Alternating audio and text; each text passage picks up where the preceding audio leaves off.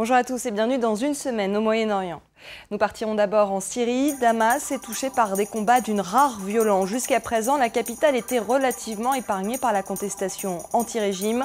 Désormais, des blindés sont aux portes du quartier historique.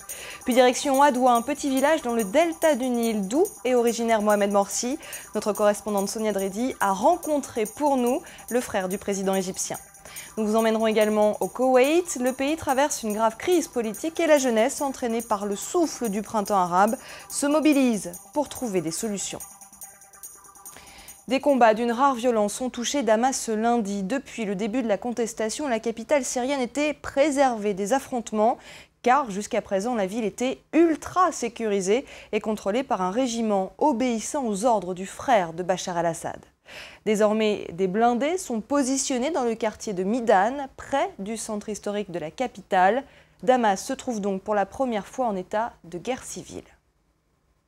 Une épaisse fumée noire s'élève au-dessus de Damas. Des obus de mortier tirés dimanche par l'armée régulière ont visé plusieurs quartiers du sud de la capitale syrienne. Jamais depuis le début de la révolution en février 2011, les combats n'avaient été aussi intenses ici, selon l'Observatoire syrien des droits de l'homme. Jusqu'ici, la ville avait plutôt été épargnée. Au printemps 2011, les manifestations anti-régime commencent à Deraa et s'étendent rapidement à plusieurs villes du pays. Damas reste à l'écart. Au quotidien, la vie continue normalement. Le régime, lui, organise plusieurs démonstrations de force, comme ce rassemblement monstre autour d'un drapeau de plus de 2 km en juin 2011. Mais en décembre de la même année, la capitale, à son tour, est touchée en plein cœur. Un double attentat vise la direction de la Sûreté générale et un bâtiment de la sécurité militaire. Bilan, plus de 40 morts et 160 blessés. Le gouvernement accuse les rebelles. Tous ceux qui sont derrière ces criminels en Syrie, qui les défendent, sont considérés comme responsables. Depuis, les attaques à la bombe se succèdent. En mai dernier, à nouveau, c'est un bâtiment militaire qui est visé par une double explosion. Puis, un mois plus tard, une chaîne de télévision privée et le palais de justice. Les combats, eux, désormais, ont lieu à 3 km seulement de la mosquée des Omeyyades. Selon l'opposition, l'armée régulière cherche à écraser toute contestation à l'intérieur de la capitale. Dans le centre-ville ce lundi, règne pourtant un semblant de normalité.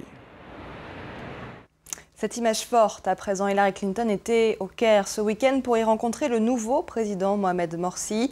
La secrétaire d'État américaine a réaffirmé le ferme soutien des États-Unis à la transition démocratique en Égypte. Hillary Clinton a demandé aux dirigeants civils et militaires de travailler ensemble, alors qu'une épreuve de force oppose actuellement Mohamed Morsi aux militaires. Être le président de tous les Égyptiens, c'est la promesse de Mohamed Morsi lors de son élection fin juin.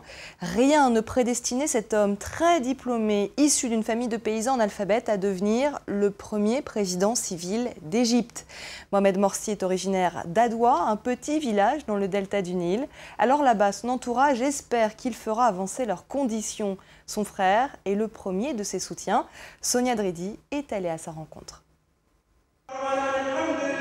Les lunettes en moins, c'est le portrait craché de Mohamed Morsi. Hossein est le jeune frère du président égyptien, de 14 ans, son cadet. Ils avaient l'habitude de prier ensemble dans cette mosquée, jusqu'à ce que l'engagement du candidat frère musulman dans la campagne présidentielle lui laisse peu de temps pour revenir dans son village d'Adwa. Hossein, discret et pieux, continue d'y enseigner les mathématiques et de mener la vie d'un citoyen ordinaire. Il nous emmène dans la maison familiale où Mohamed Morsi est né et a grandi. Hossein y vit toujours avec sa femme et ses 4 enfants. Depuis qu'il est président, son grand frère ne lui a pas rendu visite. La dernière fois que je l'ai vu, c'était ici lors d'un meeting de campagne. On va rompre ensemble le jeûne du Ramadan. Mais quand, je ne sais pas. Leur père, fermier, est décédé lorsque Hossein avait 18 ans. Mohamed Morsi a donc servi de modèle pour ses 3 frères et ses 2 sœurs. Il a complètement endossé le rôle du père. C'était sa passion, il était convivial et débattait avec nous. La façon dont il se comporte et nos discussions aujourd'hui montrent le fardeau qui pèse sur lui. Ses origines modestes et rurales ont inculqué à Mohamed Morsi certaines valeurs comme le respect des anciens et le dur labeur. Il a quitté son village pour une université de la capitale égyptienne avant de s'envoler pour les États-Unis, y faire des études d'ingénieur. Il est aujourd'hui devenu le premier président civil du pays, une grande fierté pour tous les habitants d'El Adwa. Nous sommes entrés dans l'histoire. C'est un honneur qu'un président vienne de notre village d'El Adwa. Un village dans lequel une majorité de la population vit dans la pauvreté. Cette mère de 5 enfants habite un petit logement insalubre, sans eau ni électricité. Elle espère que le président va aider ses anciens voisins. Le problème, c'est le coût de la vie et les jeunes qui ne peuvent pas trouver de travail. Et même ceux qui en ont un ont des salaires très bas. Il n'y a rien. Mohamed Morsi a beau avoir son village derrière lui, il n'a pas remporté l'élection dans son gouvernorat où il a pourtant servi plusieurs années comme député. Mais de nombreux Égyptiens se disent lassés par la volonté des frères musulmans d'accaparer le pouvoir et beaucoup se plaignent de ne pas avoir vu leur quotidien s'améliorer lorsqu'ils sont entrés en force au Parlement en début d'année. Le printemps arabe est passé presque inaperçu au Koweït. Pourtant, en novembre dernier, les mouvements de jeunes ont forcé l'émir à dissoudre le Parlement et à congédier son Premier ministre. Les législatives de février dernier ont porté au pouvoir une large opposition islamiste et bédouine. Mais en juin dernier, la Cour constitutionnelle a invalidé ces élections et restauré l'ancienne Assemblée. Une décision qui ne plaît pas à la jeunesse. Chaque semaine dans cette villa, les jeunes du mouvement Souk Rami se réunissent. C'est le soir dans des réunions privées que les Koweïtiens se mobilisent, les Diwaniyas. Véritable tribune politique, tout un symbole au Koweït. Nous sommes un groupe de jeunes qui se sont fixés des objectifs qui doivent servir notre pays. Nous demandons des réformes. Nous voulons sortir notre pays de la crise actuelle. Dans une autre Diwaniya, Tarek El-Moutaïri, l'un des principaux leaders de la jeunesse koweïtienne, a créé le mouvement Hadam, ouvert aux femmes. Ce soir, il rend visite à une riche famille chiite. Le mouvement démocratique et séculier est un mouvement qui transcende les clivages sociaux et confessionnels de notre pays. Le pouvoir ne veut pas de réforme et a peur de toute revendication dans ce sens. Malgré les différences, un bon contact s'établit. Les questions s'enchaînent, les réponses aussi. Alors que les partis politiques sont illégaux au Koweït, Hadam, le mouvement de Tarek, y ressemble fort, avec un programme de réforme, des membres qui payent leurs cotisations.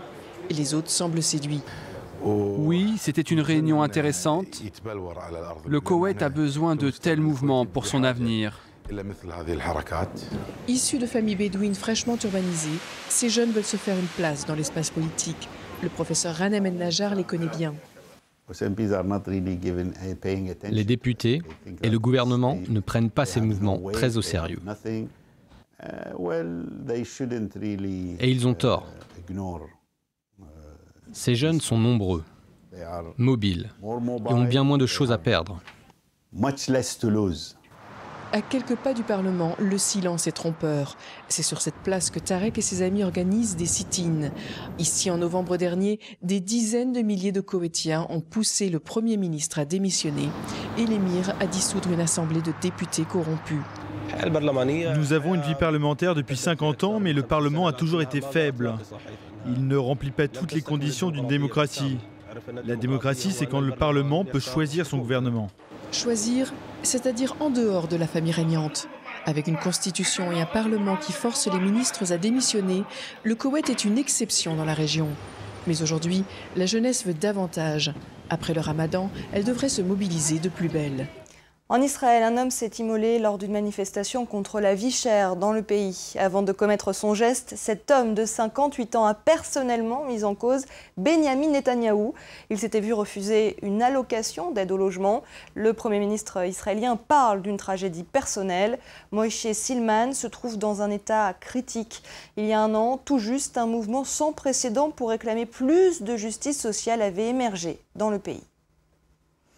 Avis aux amateurs de sensations fortes. Chaque été, plusieurs centaines de touristes, pour la plupart américains, se rendent dans un camp d'entraînement dans le sud de Jérusalem, tout près d'une colonie.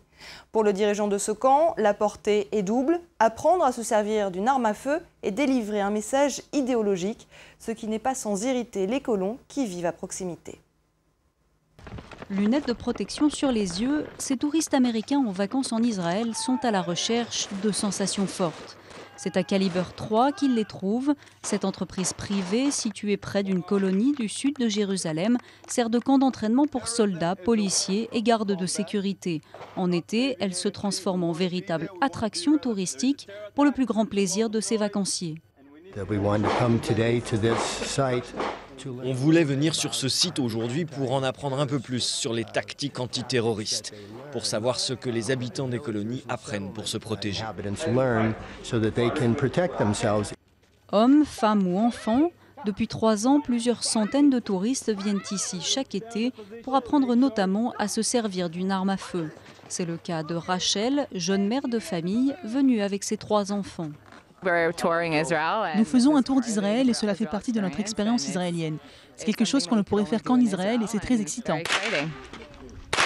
La plupart d'entre eux sont des juifs américains, un public de choix délibérément visé par le propriétaire de Caliber 3. C'était important pour moi de donner aux Juifs le sentiment qu'ils ont quelque chose de sécurisé en Israël. Ils ont un État, ils ont une armée, ils ont des installations pour lutter contre le terrorisme.